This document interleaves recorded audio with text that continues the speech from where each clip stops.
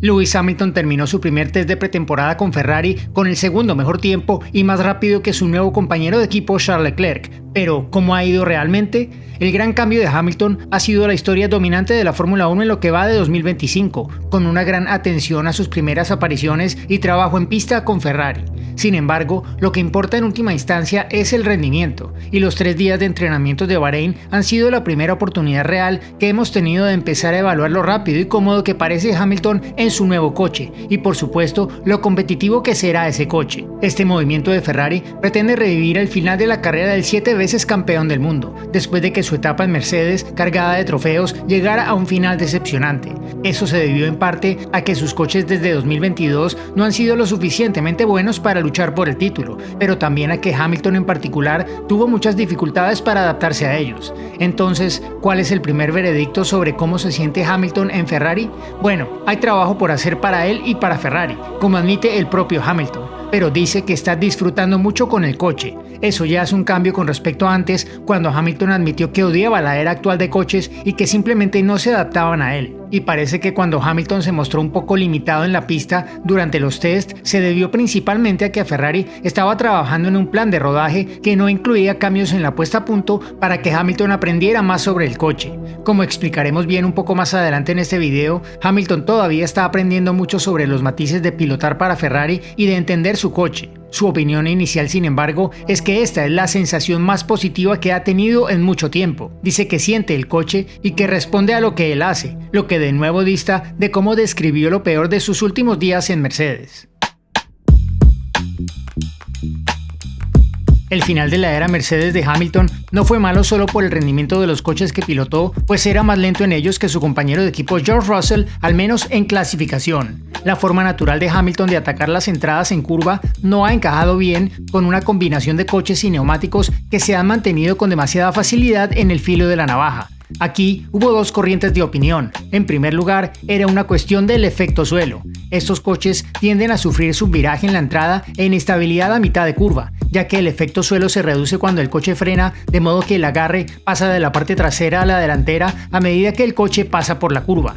Además, los modernos neumáticos Pirelli no responden bien a ningún tipo de deslizamiento, por lo que si el eje delantero desliza debido a un poco de subviraje inicial y luego el eje trasero desliza debido a cierta inestabilidad a mitad de curva, es un doble golpe. La temperatura de los neumáticos puede aumentar y el agarre se reduce aún más. Obviamente, algunos de estos elementos son intrínsecos de las normas actuales. Hamilton admite que su estilo natural choca con lo que necesitan estos coches y que no ha sido capaz de adaptarse tan bien como otros, así que eso es una limitación por su parte. La teoría, sin embargo, es que los coches Mercedes que pilotó Hamilton sacaron a relucir lo peor de estas tendencias porque eran muy impredecibles. Incluso Russell sufría las oscilaciones extremas de balance que podían darse. Siempre fue posible que un cambio a Ferrari mitigara lo peor que encontró Hamilton, ya que genéticamente los Ferrari han parecido un poco más tolerantes con un estilo de frenar tarde y girar fuerte que los Mercedes.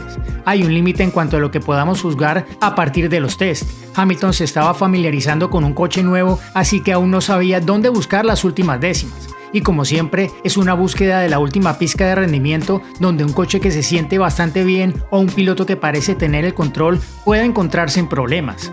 Pero teniendo en cuenta estas advertencias, Hamilton parecía sentirse muy a gusto en el Ferrari y no tenía una transición incómoda de la frenada a la entrada en curva como sí le ocurría a veces a los dos pilotos de Mercedes. Las condiciones de la pista eran diferentes entre las tandas de Hamilton y Leclerc, lo que afecta a la propia referencia de Hamilton sobre cómo afinar más su conducción en el Ferrari y mucho menos a nuestra capacidad de comparar con precisión a los dos. Pero sus vueltas rápidas del segundo día, por ejemplo, fueron muy similares y no hay indicios evidentes de que Hamilton se excediera a la entrada en curva y luego perdiera tiempo en la salida. Se compara bien con Leclerc en este aspecto y es un punto de estilo más específico el que actúa como principal diferenciador en este momento. Como siempre, Leclerc está solapando más el acelerador y el freno a lo largo de la vuelta. Esto puede ser dinamita en la clasificación en particular y siempre ha sido utilizado con gran efecto por Leclerc, especialmente en Bahrein, donde algunas de las rotaciones de las curvas realmente recompensan la forma única en que frena el coche y lo hace girar mientras mantiene una velocidad mínima inusualmente alta. En las curvas 4 y 3 en particular, curvas de velocidad media en las que la parte delantera puede sufrir demasiado, Leclerc se las arregla de algún modo para hacer girar el coche mientras sigue aplicando un poco de exceso de acelerador, lo que le permite salir de la curva antes con toda la potencia.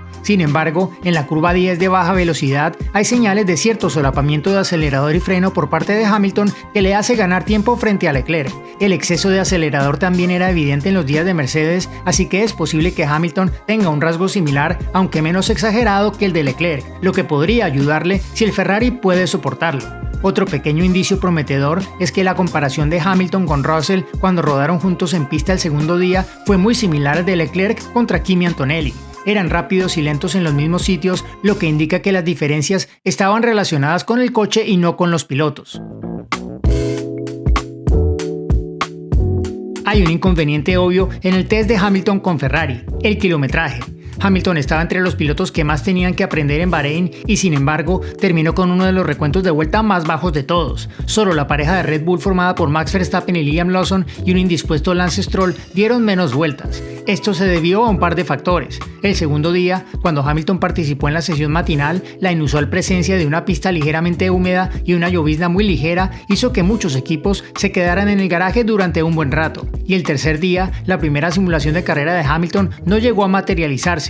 El inicio de su tanda larga se interrumpió antes de tiempo y aunque reapareció, su sesión también se interrumpió prematuramente debido a una anomalía que Ferrari detectó en su telemetría. Obviamente, eso limitó el trabajo de Hamilton. Había seguido obedientemente el programa del equipo durante los 2 primeros días, así que el último día debería ser una oportunidad para empezar a forzar más el coche, jugar con la puesta a punto y por supuesto rodar en tandas largas de verdad para entender cómo se comporta el coche en una tanda de carrera. En este sentido, el test no fue todo lo satisfactorio que podría haber sido, y eso significa que Hamilton se va a Australia con trabajo por hacer, aunque siempre fue probable que así fuera. Sin embargo, Hamilton se mostró claramente muy contento con lo que denominó los cimientos de su temporada. Está encantado con su primer mes, más o menos, y afirma que no podría haber ido mejor. Hamilton incluso mencionó su accidente con el Ferrari 2023 en un test privado en Barcelona como algo que tenía que ocurrir y que formaba parte de su familiarización con la sensación de conducir un Ferrari y de ir al límite.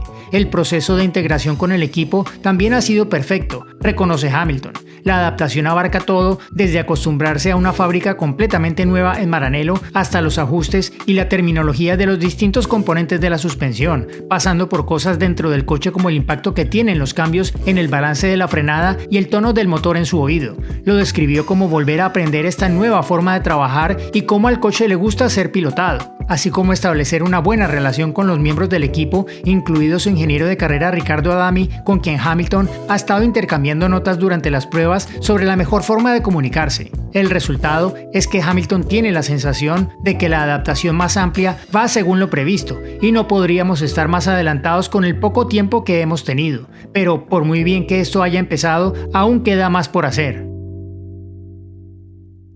En última instancia, lo bien que le vaya a Hamilton en Ferrari solo es tan relevante como el rendimiento del coche, al menos en cuanto a lo que pueda conseguir. La realidad es que Ferrari tuvo un test ligeramente comprometido y Hamilton admitió al final del mismo que definitivamente tenemos trabajo por hacer para mejorar. Tras un primer día alentador en el que Leclerc en particular pareció sentirse muy a gusto con el nuevo SF25, los 2 días siguientes de rodaje dieron la impresión de que se había abierto una brecha entre Ferrari y la verdadera referencia de los test, McLaren. La sorprendente tanda larga de McLaren con Lando Norris en la segunda tarde lo situó 30 segundos por delante de Leclerc. Y aunque probablemente se tratara de un déficit exagerado, todo apunta a que Ferrari está por detrás y potencialmente se enfrenta a la amenaza de un Mercedes mejorado y un Red Bull inconsistente. Las advertencias habituales a la hora de juzgar las cosas a partir de los test empeoran aún más este año, porque el frío sin precedentes, las gotas de lluvia y las grandes ráfagas de viento hicieron que las condiciones variaran todo el tiempo.